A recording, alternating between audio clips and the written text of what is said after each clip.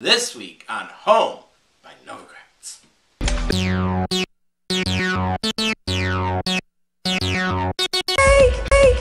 In this episode, Bob and Courtney make the trek over the river and into New Jersey to redecorate the oversized basement of a young family's hideously soul-destroying McMansion.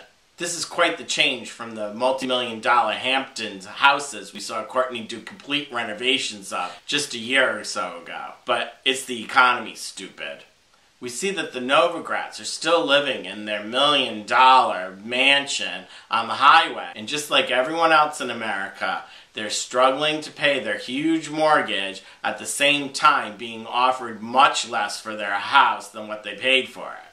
I don't recall them mentioning a budget, but considering what they actually did in this basement, there probably wasn't much of one at all. Nor were there a lot of tips in this episode.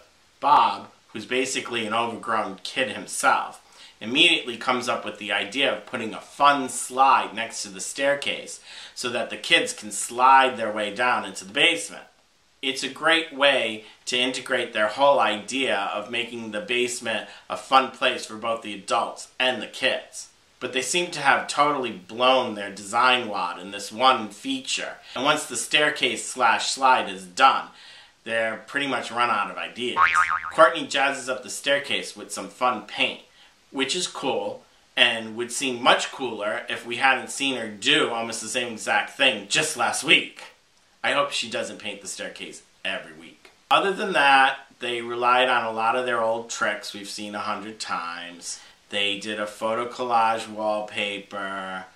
They got their old friend, the artist, to do a painting which was exactly like the flag painting the same artist made on their last show.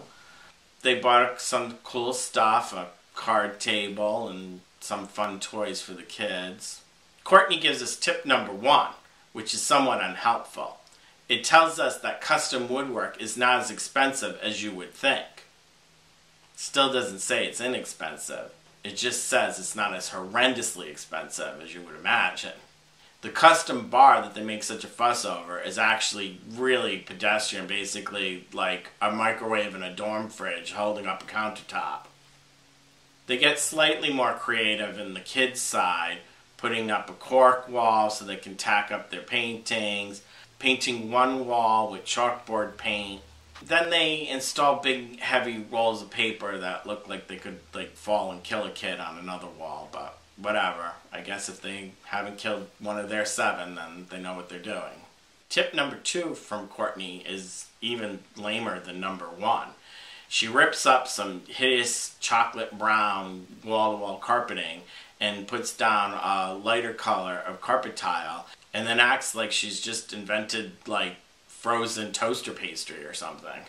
Although the one part that really had me laughing out loud is when she buys this tiny little desk organizer and then says to the kids, "Look, all that storage for your art supplies." The thing could hold like 3 paintbrushes. They add a funhouse mirror to the kids' side as well, which is fun, and what kid wouldn't love that.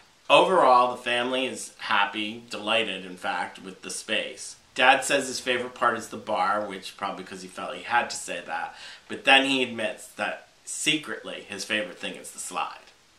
Mine too.